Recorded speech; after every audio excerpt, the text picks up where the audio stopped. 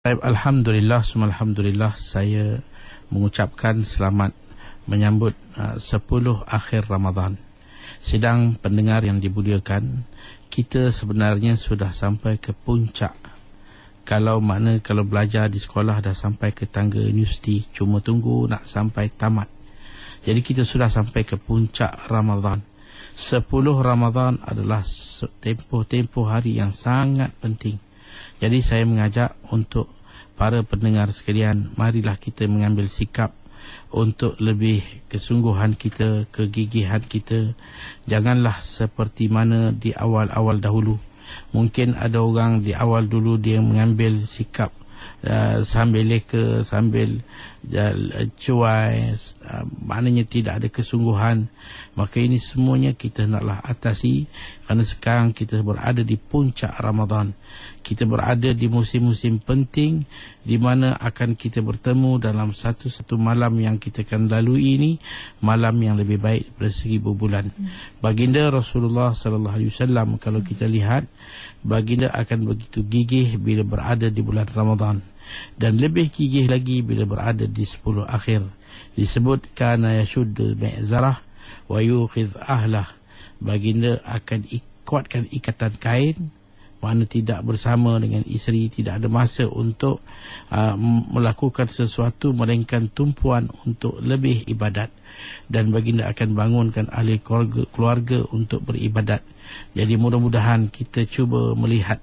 Saya mengajak semua pendengar untuk kita berikan perhatian. Ayuh kita kembali kepada satu usaha gigih. Ini akan menjamin kebaikan kita di dunia dan juga di akhirat, insya-Allah. Terima kasih Ustaz. Apa untuk bersama dengan pendengar, insya-Allah maka kita raikan kemusykilan anda untuk menjawab kemusykilan bagi persoalan kita khusus untuk tahsin atau menyempurnakan ibadah puasa 0362051500. Insya-Allah kita raikan pemanggil kita yang pertama waktu ini. Assalamualaikum. Waalaikumsalam. Silakan bersama dengan Ustaz. Ustaz, saya ada soalan. Kalau mu'alaf, perlu ke kita bayar zakat fitrah untuk mu'alaf? Sebab saya dulu masa mula-mula agama Islam saya tak bayar. Dan lepas 2-3 tahun saya dah berkahwin baru saya tak bayar. Macam mana dengan zakat yang terdahulu? Terima kasih. Assalamualaikum. Masalah zakat fitrah ialah syarat yang pertama, seorang itu mestilah seorang Muslim.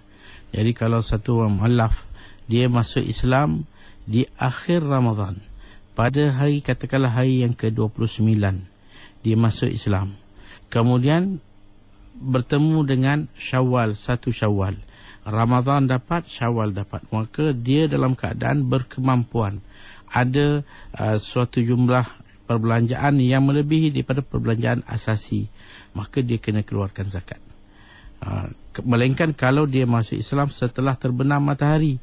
Elok terbenam je matahari, masuk saja malam raya, dia dengar suasana takbir sana sini. Kerana saya ada jumpa satu orang, dikatakan dia satu keluarga masuk Islam. Bila tanya apakah yang membuatkan kamu suka dan kamu masuk Islam, dia kata paling menariknya ialah bila saya dengar takbir, saya rasa amat terharu.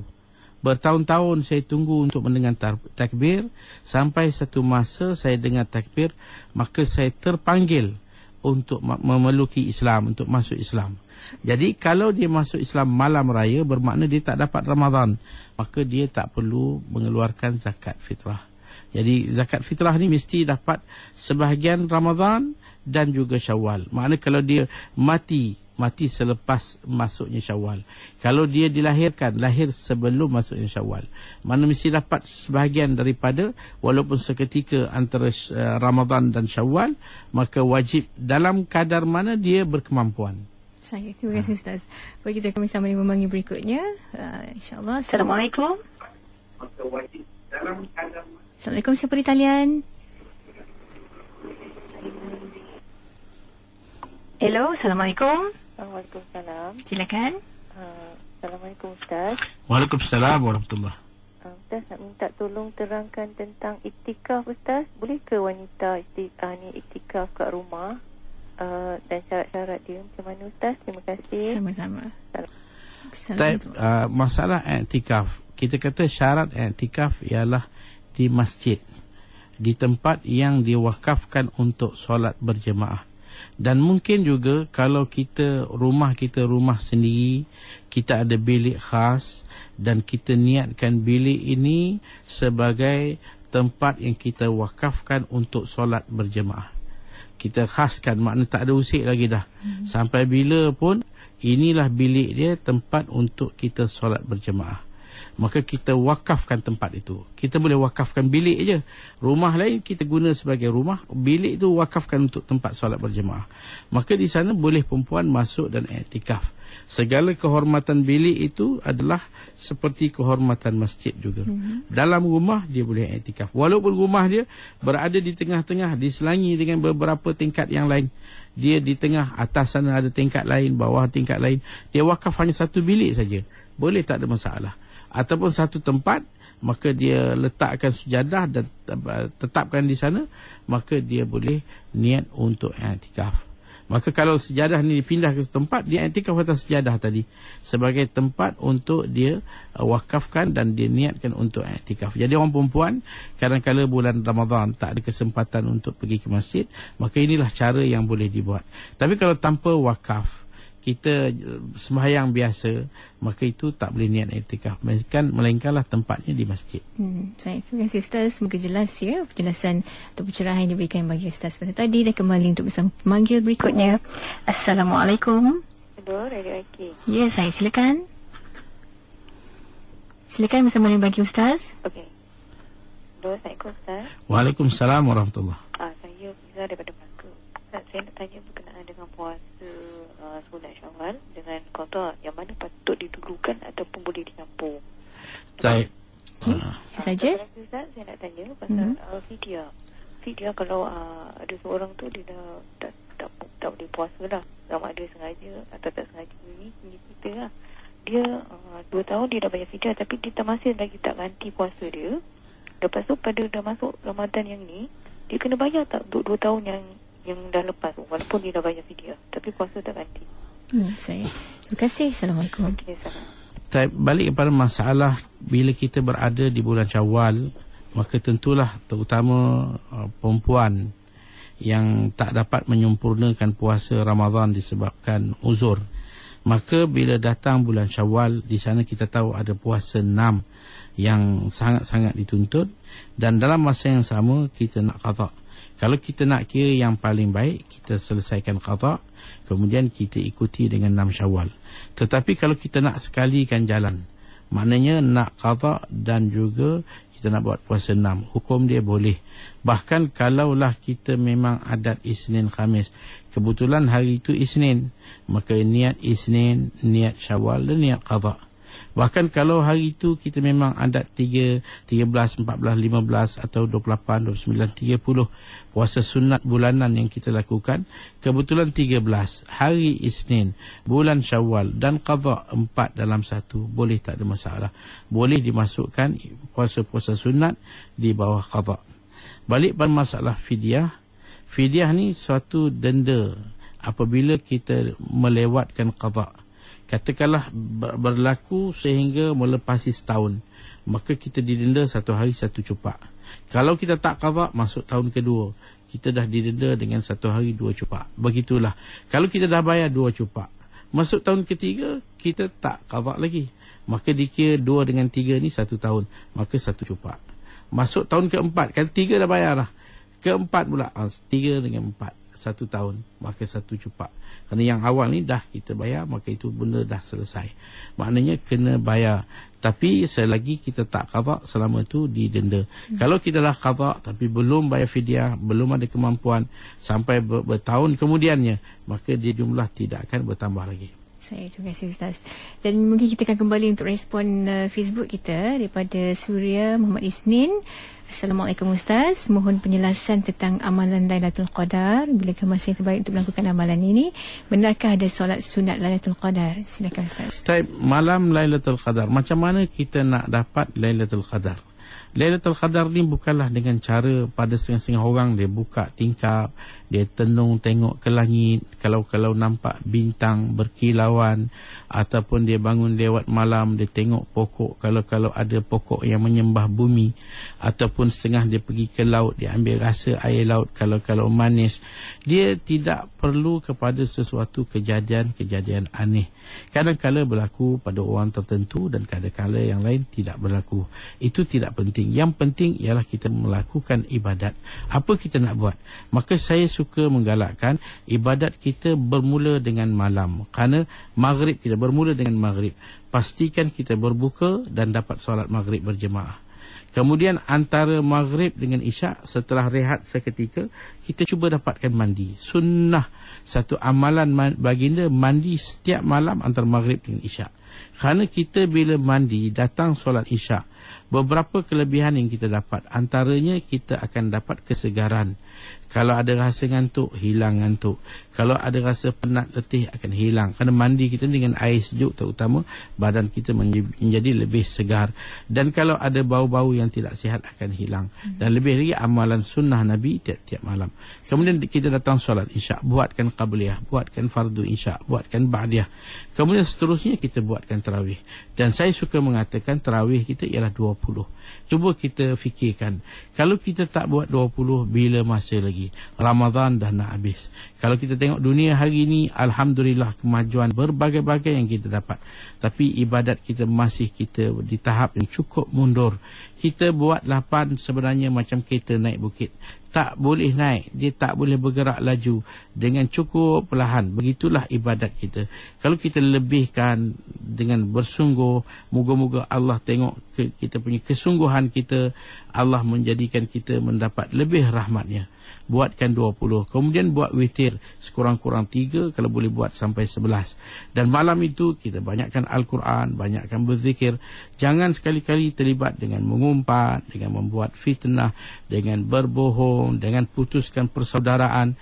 Kerana orang yang memutuskan tali persaudaraan, orang yang suka mengadu domba, orang yang suka bermusuh antara satu dengan lain, orang yang minum arak, orang yang melakukan perbuatan ini, mereka ni tak akan dapat kelebihan apa yang dikatakan malam Lailatul Qadar. Dan pastikan pada besoknya kita dapat solat subuh berjemaah. Dalam satu potong hadis, baginda Rasulullah bersabda, innal malaikata latanzilu fi lailatul qadri aktsara minal hasa.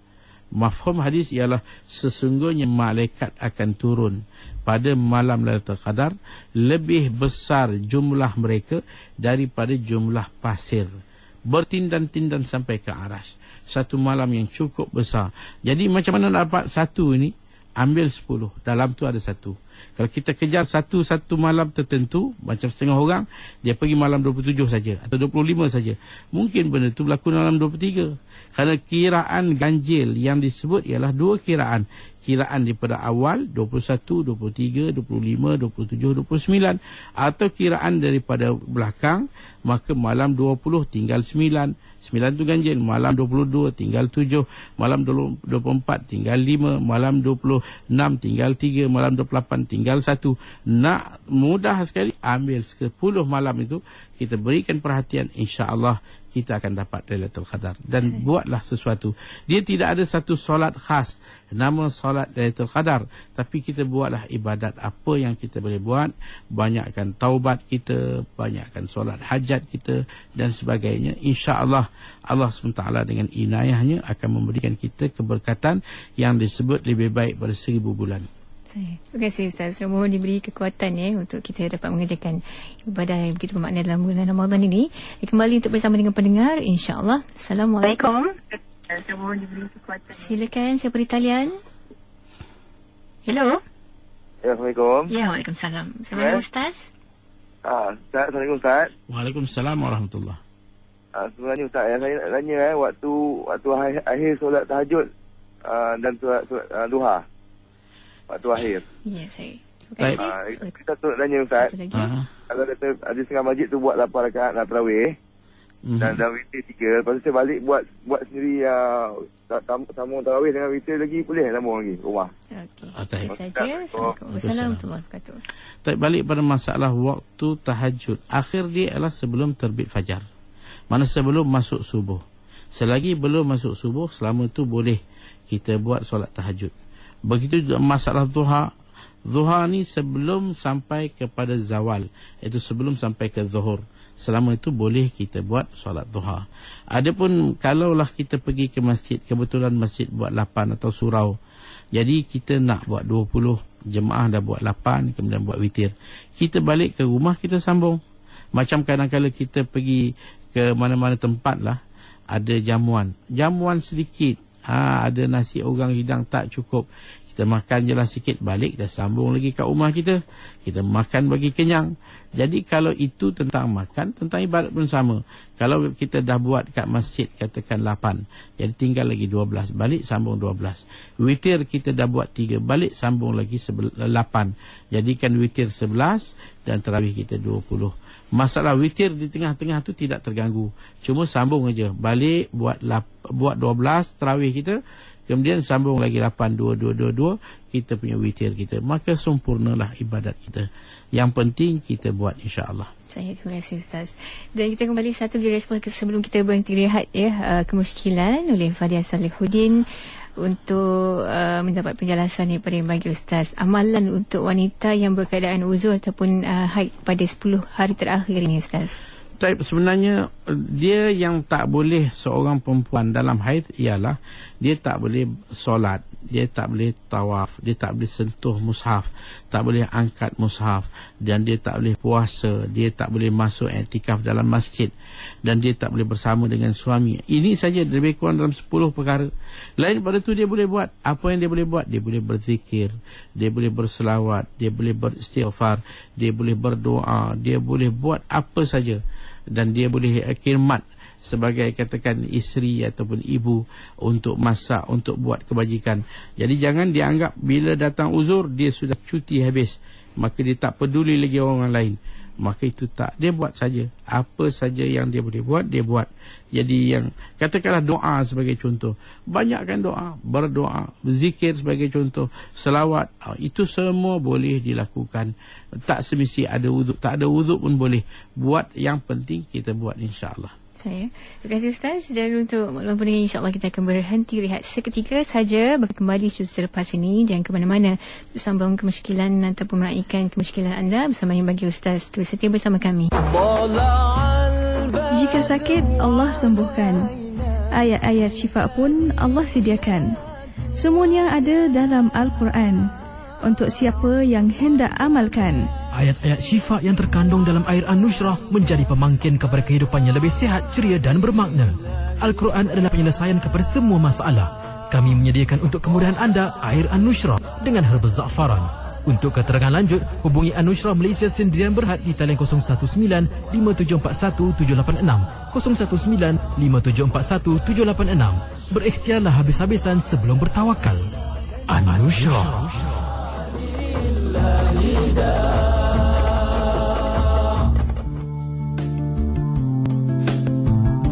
Hayati dan dengarkan pengalaman-pengalaman saudara baru dalam mengukuhkan iman serta menjalani ibadah puasa dalam rancangan Islam Agamaku setiap Khamis 5.15 petang, dibawakan khas kepada anda oleh An-Nushrah Malaysia Sendirian Berhad. Ikuti pengumuman waktu azan asar bagi bandar-bandar di seluruh Malaysia pada setiap hari jam 3.30 petang yang dibawakan khas pada anda oleh Fortune Sources, pengeluar dan pengedar makanan halal lagi sunnah yang baik serta berkualiti, berfokuskan kepada minda dan kecergasan seperti Smart Coco A+, Jus Al-Haira, Smart Sweet A+, Smart Chocolate A+, Gold A+, Kopi Barley Munawarah, Pati Sarang Burung Munawarah dan Lotion Herba Manja. Hanya di IKIM FM. Ikuti rancangan Wal Bicara Mukmin Profesional bersama tetamu jemputan yang berbahagia Ustaz Baharul bin Muhammad Joy. Ramadan ini setiap Rabu jam 5.15 petang. Dibawakan khas untuk anda oleh RHB Islamic Bank. RHB, kini tiba masanya urusan perbankan anda dipermudahkan. Baiklah saudara, apa saja yang sedang anda lakukan, terima kasih terus setia bersama di Radio Institut Kefahaman Islam Malaysia. Dan sudah tentunya kita bakal kembali untuk bersama meneruskan menjawab persoalan anda berkaitan dengan ibadah puasa. Dan bagi Ustaz dah pun bersedia untuk bersama dengan anda kembali, mesti talian kita 0362051500 ataupun Facebook kita di IKIM Nur FM ataupun pesan ringkas hantarkan ke 39111. InsyaAllah raikan pendengar kita, mesti talian waktu ini. Assalamualaikum. Waalaikumsalam warahmatullahi wabarakatuh. Silakan, bersama dengan bahagia Ustaz. Okey, Assalamualaikum Ustaz. Waalaikumsalam warahmatullahi. Ustaz, saya nak tanya berkenaan dengan puasa 6 juga lah Ustaz. Ya. Apakah dikira puasa 6 pada seseorang yang terlebih harinya? Contohnya dia puasa hujung Syawal sehingga termasuk ke bulan baru dan maksud 1 Zulkaidah. Adakah hari yang terakhir itu dikira puasa 6 ataupun puasa nak biasa saja? Ya. Terima kasih. Type puasa 6 ini ialah puasa di bulan Syawal. 6 hari, tak kiralah bila-bila hari selain daripada hari raya pertama. Kita buat secara berturut-turut, raya kedua terus sampai sampai hari yang ke-6 puasa kita, ataupun kita selang-seli. Sama ada 2 hari, 3 hari atau 1 hari, hari Minggu, hari cuti. Yang penting 6 hari walaupun tidak dijadikan berturut-turut. Mesti dalam bulan Syawal.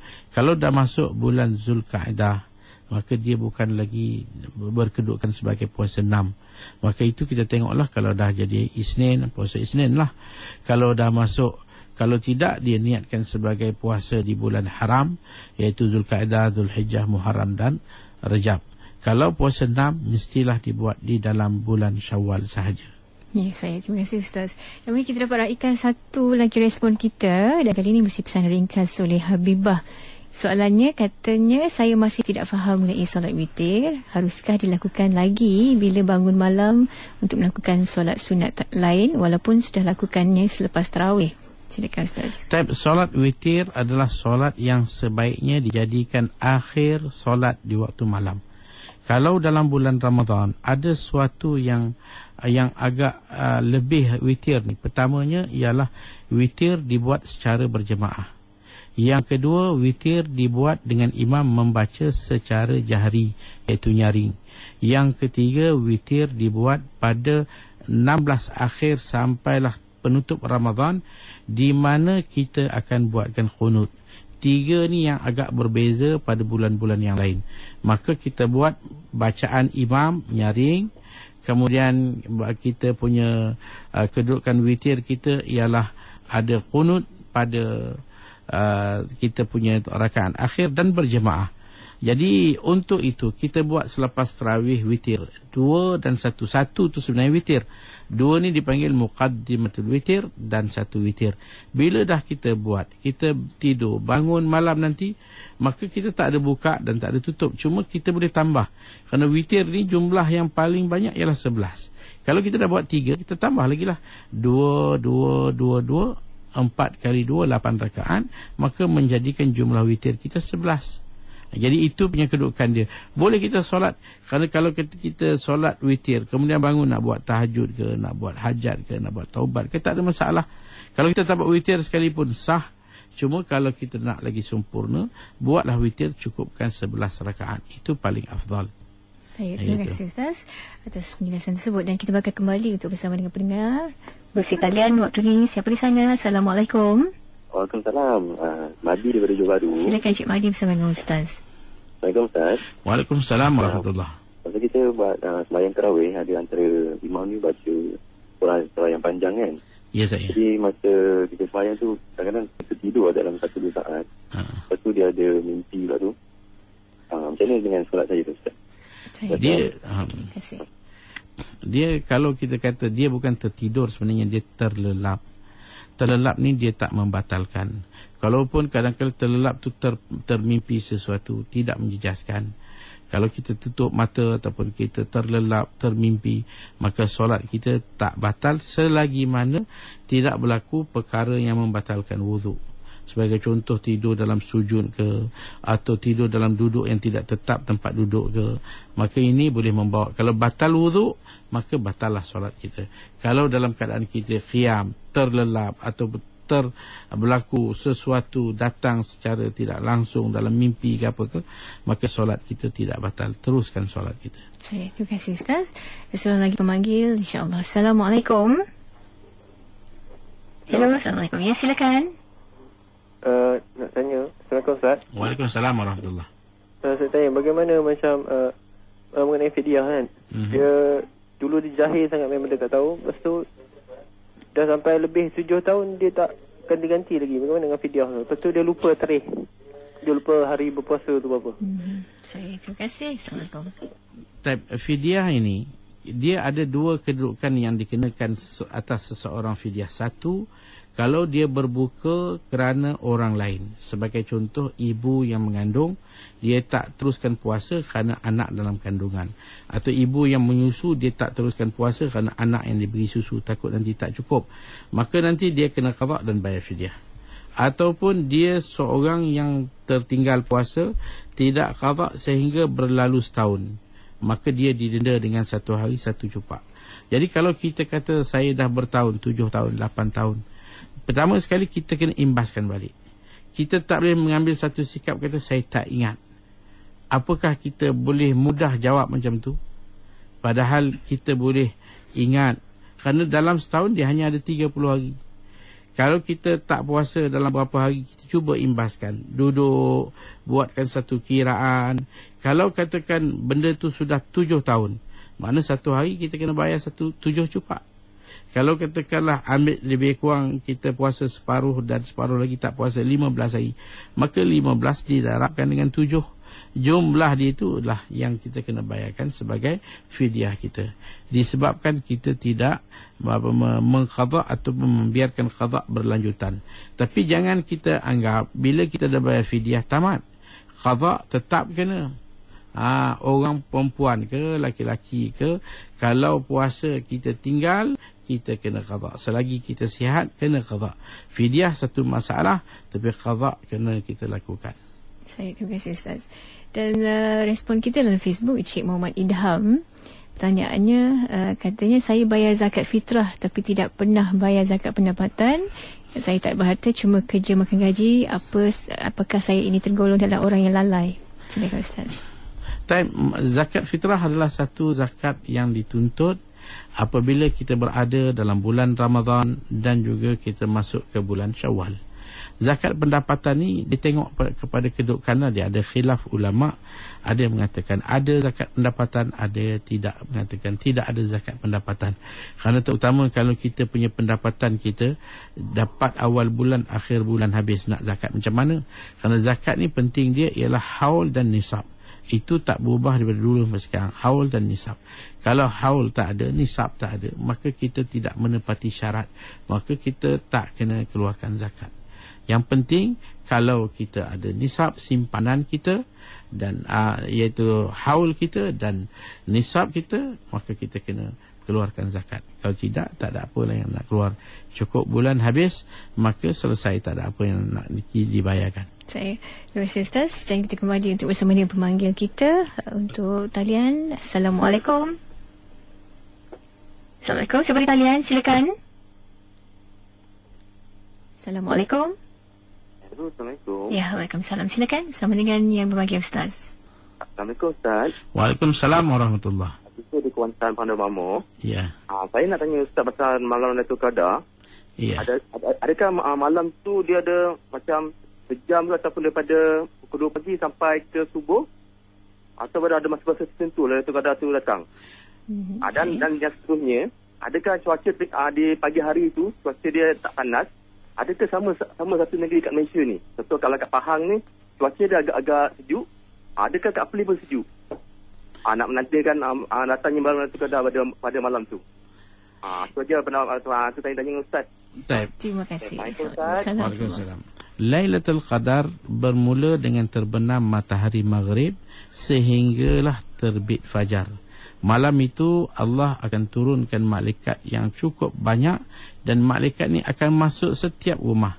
Malaikat akan mengatakan Assalamu yukri'ukumus salamu. Assalamu yukri'ukumus salam. Makna sejahtera kepada kamu, disampaikan salam kepada kamu oleh Allah yang maha bersifat salam, iaitu sejahtera. Jadi ini akan berlaku sepanjang malam daripada maghrib sehinggalah kepada terbit fajar. Itu dia punya kedudukan. Dia bukan ada, cuma kadang-kala berlaku kejadian-kejadian yang agak aneh. Itu nasiblah rezeki seseorang. Dan bila besok pagi memang ada dia punya petanda, dia agak cuaca tidak terus memancar panas, nampak matahari bergerak dengan keadaan tidak, sinarannya tidak begitu panas. Memang ada tanda-tanda kesan yang mengatakan bahawa Lailatul Qadar telah berlaku pada semalam. Jadi ala kulli hal, macam mana saya kata tadi, ambillah daripada mula, insya-Allah kita akan dapat dan kita akan jadi ahli yang disebut sebagai ahli Lailatul Qadar. Terima kasih Ustaz. Dan kita kembali untuk pendengar berikutnya. Mesti talian kita 0362051500. Assalamualaikum. Hello. Assalamualaikum. Waalaikumsalam warahmatullahi. Ya, silakan. Saya Ishak daripada Buru Abang. Silakan Cik Ishak. Assalamualaikum Ustaz. Waalaikumsalam warahmatullahi. Saya nak tanya Ustaz Saya mula puasa ni, saya dapat jemaah 10 hari ya.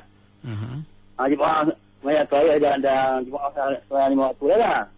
Tapi saya tak dapat penuh lah. Sekarang saya tak boleh keluar lah. Pasal kaki saya kebas tak boleh jalan kan.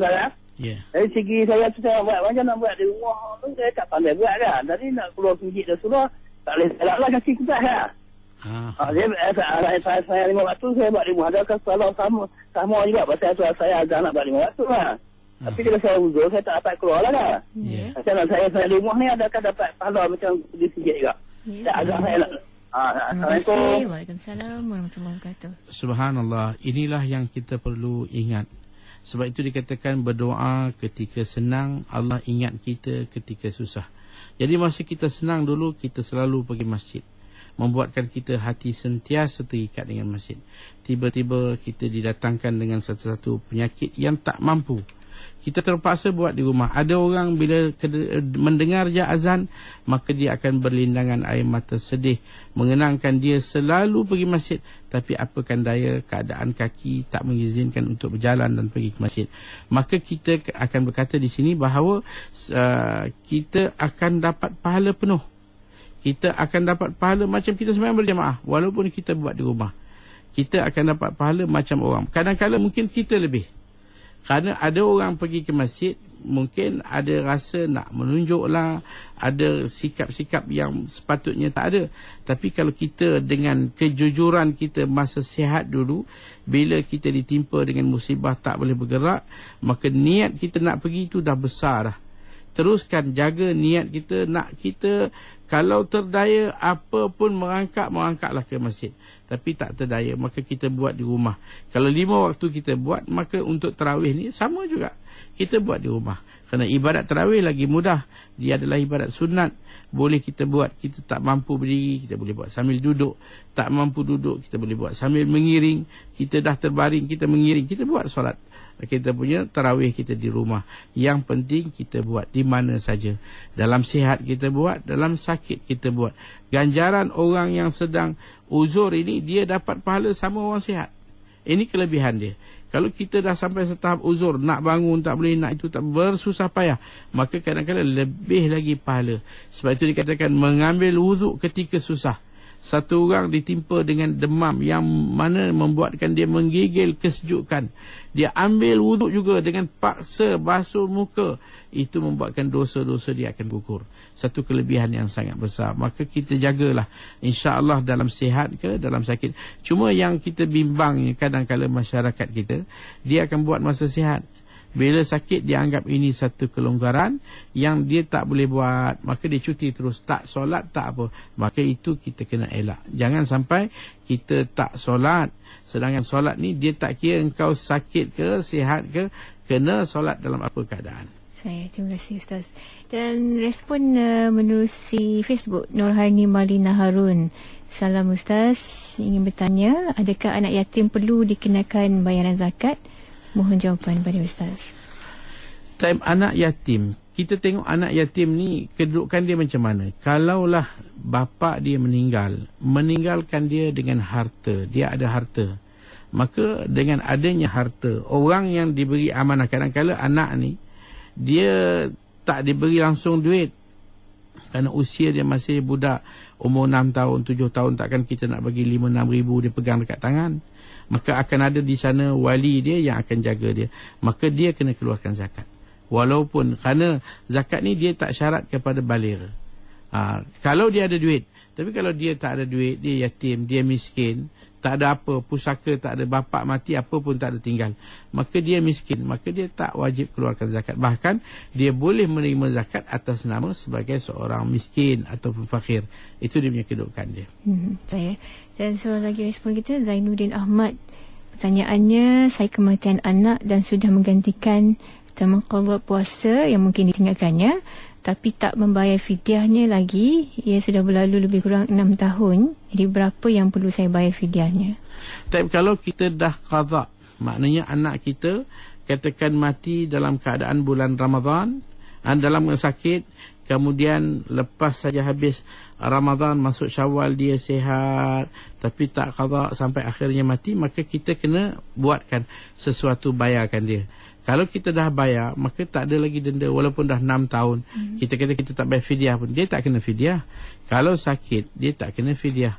Fidyah ni macam kita kata tadi, kalau ada sebab lain, dia tak puasa sebab anak dalam kandungan, tak puasa sebab anak diberi susuan, maka itu kena bayar fidyah. Ataupun dia melanggar tempoh, maka kena bayar fidyah. Tapi kalau sakit yang menjadi penyakit biasa, ada orang datang bulan Ramadan, tiba-tiba dalam pertengahan atau penghujungnya dia jatuh sakit 3-4 hari tak puasa, maka tak ada masalah. Lepas tu dia qada balik puasa, tak kena bayar fidyah. Terima kasih Ustaz atas penjelasan. Dan kembali untuk bersama dengan pendengar kita bersama talian waktu ini. Assalamualaikum. Silakan, siapa di talian? Hello, Assalamualaikum. Assalamualaikum. Hello, Assalamualaikum. Ya, Waalaikumsalam, silakan. Ni saya Siti. Boleh saya tanya soalan? Silakan Siti bersama dengan Ustaz. Okey, saya nak tanya soalan berkenaan pasal zakat. Sekiranya saya tak faham pasal zakat. Macam suami saya, katakanlah dia pendapatan dalam 30,000 dalam sebulan. Lepas tu dia macam, tapi dia macam dalam 30,000 tu dia akan bayar pada pekerja dia apa semua. Jadi baki dia lebih kurang 5,000 je. Adakah dia perlu keluar zakat? Dia macam tak cukup tahun. Dia macam benda tu macam setiap bulan dia akan bermain, orang kata nak apa pusing dalam 30,000 tu setiap bulan. Dia macam tak cukup tahun. Macam orang kata tak ada simpanan untuk cukup tahun. Okay, macam mana dia perlu keluar zakat ke tak? Sebab memang nak keluar zakat tapi tak faham cara cukup haul dia. Kita dapatkan penjelasan Ustaz. Itu saja? Waalaikumsalam. Itu saja soalannya? Apa dia? Itu saja soalannya Siti? Itu saja. Okey, kita dengar di radio. Terima kasih. Kita kata bahawa syarat yang penting dan utama dalam mengeluarkan zakat ialah apabila duit ataupun harta kita ni suatu yang melalui nisab dan juga haul. Kalau kita dapat 5,000 ke 10,000 ke 50,000 ke, cukup bulan habis, nak keluarkan apa? Dia syarat dia mesti suatu yang dihimpun, yang disimpan sampai cukup setahun. Itu dia punya kadar. Kita masukkan duit dalam bank, kita simpan duit tu tak usik-usik sampai berlalu setahun, maka kita keluarkan zakat. Tapi kalau kita masuk sampai 2-3 bulan keluar, habis. Masuk pula keluar. Atas apa saja, tak disimpan pun, maka nak keluar zakat macam mana? Kerana syarat utama ialah haul dan nisab.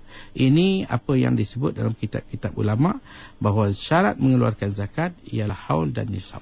Maka secara sempurna haul dan sempurna nisab, maka kita kena keluarkan 2.5%, iaitu jumlah apa yang ada bahagikan kepada 40, maka yang hasil natijah daripada pembahagian itulah kadar yang kita kena keluarkan zakat. Terima kasih Ustaz. Dan nampaknya pertemuan kita menerusi tahsin ibadah ya untuk hari ini, hampir ke penghujungnya. Mungkin sedikit bicara ataupun pesanan yang nak Ustaz sampaikan kepada pendengar kita. Silakan Ustaz. Saya suka untuk mengajak pendengar sekalian, ayuh marilah Kerana hari ini suasana agak muram, agak sedih. Kalau kita lihat di masjid-masjid, maka tak ramai orang ke masjid. Lebih ramai orang ke pasar-pasar raya. Orang lebih memberikan tumpuan kepada raya. Sebenarnya kita masih banyak lagi tempoh. Masih banyak lagi masa untuk kita sambut hari raya. Yang penting ni kita nak ditinggalkan oleh Ramadan. Maka ayolah kita pergi ke masjid. Mungkin nak pergi ke pasar raya, pergilah siang. Takkan siang pun pergi, malam pun pergi. Bila kita nak pergi ke masjid? Masjid adalah tempat yang paling penting untuk kita.